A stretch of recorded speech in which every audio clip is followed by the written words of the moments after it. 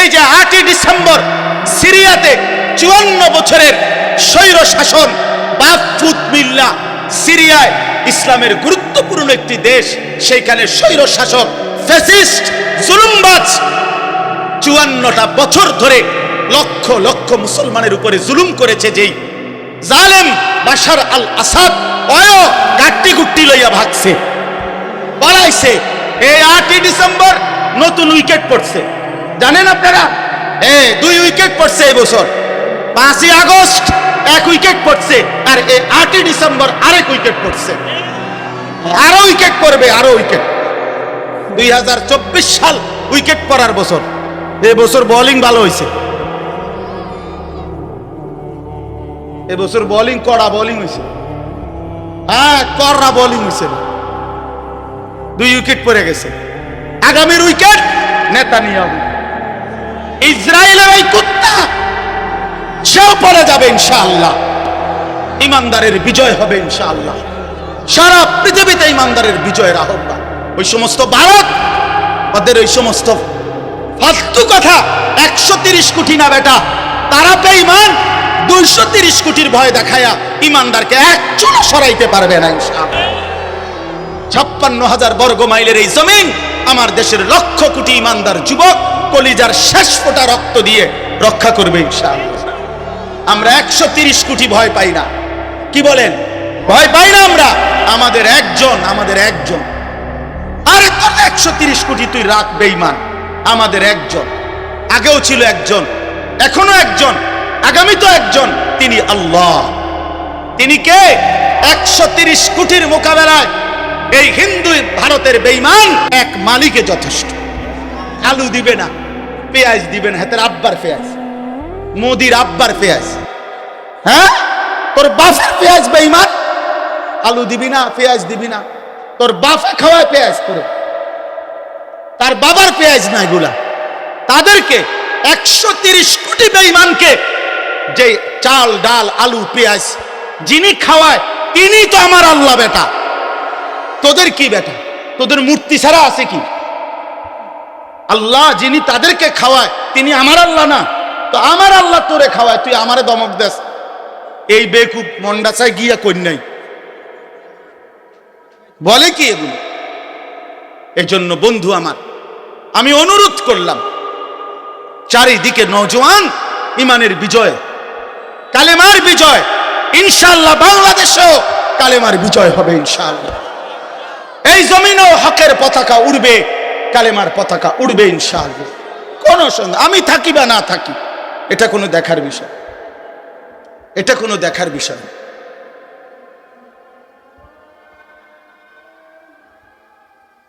1 minute আমরা ছেড়ে দিচ্ছি, একটু নামাজ আমরাও জামাতে পড়ব, আজান শেষ হবে।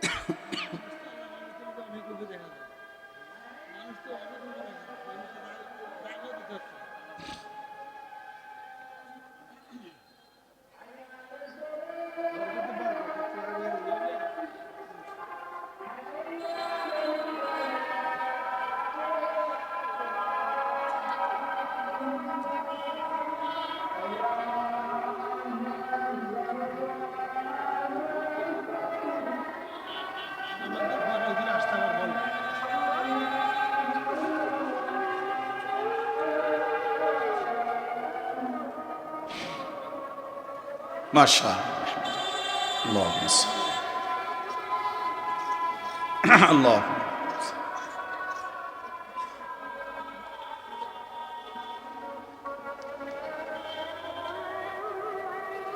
এই জন্য আমার এতটুকুই কথা, এই সূরা তাতফিফের কারণে আমি বললাম, আল্লাহর হক, বান্দার হক, এক মুমিন হিসাবে ঘাটতি না করা। নামাজ পড়েন, কোরআন পড়েন, নিজেও দিন শিখেন, 90 বছর হোক আর 900 বছর বয়স হোক। আর কোলের বাচ্চা, ছোট বাচ্চা, 6 বছরের বাচ্চা, 7 বছরের বাচ্চা, ছেলে মেয়েকে আল্লাহর কোরআন থেকে বঞ্চিত কইরেন না। জেনারেল লাইনে পড়ায়েন, কোনো অসুবিধা নাই, আমরাও পড়ছি। আমি কুমিল্লা ভিক্টোরিয়া কলেজ থেকে মাস্টার্স পাস করছি, কাজে কোনো অসুবিধা নাই, আপনি পড়েন। আমিও সায়েন্স বিজ্ঞান বিভাগ থেকে এসএসসি দাখিল পাস করছি। অতএব কোনো মানা নাই, কিন্তু আল্লাহর কোরআন থেকে বঞ্চিত করবেন কেন? রাসূলুল্লাহ সাল্লাল্লাহু আলাইহি সাল্লামের হাদিস থেকে বঞ্চিত করবেন কেন? আমার অনুরোধ, আপনারা আপনাদের সন্তানকে দ্বীন শেখাবেন। বলেন ইনশাআল্লাহ। অবিবাহিতরাও বলেন ইনশাআল্লাহ। হ্যাঁ বলেন বলেন ইনশাআল্লাহ। আরে ফায়দা আছে। আমি বললাম, এক যুবক আমারে কিছুদিন আগে বলছে যে হুজুর, আমি সেই যুবক যে গত 5-7 বছর আগে একবার এই নিয়ত করছিলাম আপনার মাহফিলে সন্তানকে দ্বীন শেখাবো। তা আল্লাহ তাআলা, আমি বিয়েও করছি, আল্লাহ আমারে সন্তানও দিছে, এখন পাক্কা নিয়তও করলাম মাদ্রাসায় পড়াবো। এই জন্য বললে ভালো, আল্লাহ হায়াত দিলেই তো, আল্লাহ সন্তান দিলেই তো পড়ানো। আল্লাহ আমাদেরকে তৌফিক দান করেন। আপনাদের কাছে আমি শুধু এই 1 মিনিটে তর্জমা বলি। আল্লাহ তাআলা বলেন, ইন্নাল আবরারা লাফি নাঈম। আল্লাহ তাআলা বলে, নিশ্চয়ই যারা নেককার, যারা আল্লাহ তাআলার ফরমাবরদার, সৎকর্মশীল, অনুগত বান্দা, আল্লাহ বলেন আমি পুরস্কার স্বরূপ তাদের জন্য বললাম তারা চির নিয়ামতে ভরা সুখের জান্নাতেই বসবাস করবে। এদিক দিয়ে ওঠে, এদিক দিয়ে, এ সাইড দিয়ে যাবে, এদিক দিয়ে আসেন, ইব্রাহিম জায়গা দাও। এরপরে আল্লাহ তাআলা বলে, একটু দেখেন, আল্লাহ তাআলা বলে যারা নেককার, আমার হুকুমের অনুগত, তারা চির সুখের নিয়ামতে ভরা জান্নাতেই থাকবে। সুবহানাল্লাহ। আলাল আরাইকি ইয়ানজুরুন, এই কথাটা দেখেন। আল্লাহ বলে আমার জান্নাতি বান্দা জান্নাতের সিংহাসনে বসে দেখতে থাকবে 3 জিনিস। 1, তাকে আল্লাহ যে সুবিশাল জান্নাতের নিয়ামত দিছে সেগুলো এক নজরে পুরাটা একসাথে দেখবে জান্নাতি বান্দা। তাহলে এটা কদ্দুর 10 হাত বাই 10 হাত, ঠিক না? জান্নাত এত বড় হইলে বেটা দেখবো কেমনে? অথচ জান্নাত সবচেয়ে ছোটটা 10 দুনিয়া বরাবর, এই পুরাটা সে একসাথে দেখবে সিংহাসনে বসে। 2, জাহান্নামীদের আযাবের দৃশ্য সচক্ষে দেখবে জান্নাতের সিংহাসনে বসে। 3, আল্লাহু আকবার, 3, জান্নাতের সিংহাসনে বসে মহান আল্লাহ পাককে দেখতে থাকবে। তারিফু ফি বুজুহিহিম নাদরাতান নাঈম। আল্লাহ বলে, বন্ধু 24 ঘন্টা আমার জান্নাতি বান্দার চেহারার মধ্যে হাস্যোজ্জ্বল প্রফুল্লতা, সজীবতা এবং একেবারে চির আনন্দ 24 ঘন্টাই দেখতে পাবেন। কোনো ক্লান্তি, বিরক্তি, পেরেশানি নাই। ইউসকাউনা মির রাহিকিম মাখতুম। পানির বোতলটা কই?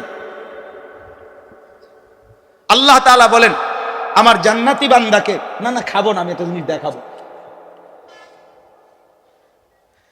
আল্লাহ তাআলা বলেন ইউসকাউনা মির রাহিকিম মাখতুম, আমার বান্দাকে জান্নাতের মধ্যে প্রত্যেক বান্দাকে শরাব, জান্নাতের পানীয় পান করানো হবে, তবে সেটা হবে মাখতুম, মোহরাঙ্কিত, সিল মারা। মানে হইল এই 1 বোতল পানি এত বড় বোতল, যেহেতু আমি খাইতে পারতেছি না, তো আমরা 3 জনে মিল্লা খাইলাম, আমি এদ্দুর, আমরা এদ্দুর, আপনি এদ্দুর, এইটা বুঝেন নাই তো? এটাও আপ্যায়ন, অসুবিধা নাই, 1 বোতল 3 জনে খাইলাম, সমস্যা নেই। কিন্তু আল্লাহ তাআলা বলেন আমার বান্দা জান্নাতের মধ্যে এরকম 1 বোতল 3 জনে খাইবে এমন না, প্রতি বোতল ইনটেক,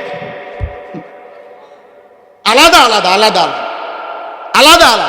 মাখতুম অর্থ হইল প্রত্যেকটা সিল মারা, প্রত্যেকটা সিল গালা লাগানো, প্রত্যেকটা মোহরাঙ্কিত, প্রত্যেকটাই আলাদা আলাদা পানীয় পান করবে। খিতামুহু মিস্ক, আর প্রতিটা মোহর, প্রতিটা সিল সরাইলেই পুরাটা জান্নাত মিস্কের ঘ্রাণে ভরে যাবে। এমন প্রিয় পানীয়, এমন উত্তম সুগন্ধিময় পানীয় আমি আল্লাহ আমার বান্দাকে জান্নাতে পান করাইতে থাকবো। সর্বশেষ কথা হলো, এই কথাটা বলার জন্যই মূল আমার পড়া। ওয়াফি যালিকা ফালিয়াতানাফাসিল মুতানাফিসুন। আল্লাহ তাআলা বলেন হে আমার বান্দারা, অতএব আমি তোমাদেরকে বলছি তোমাদের উচিত জান্নাতের জন্যই কেবল প্রতিযোগিতা করা। কিসের জন্য? প্রতিযোগিতা, কারাকারি, আগাইবার চেষ্টা জান্নাতের জন্যই করা উচিত।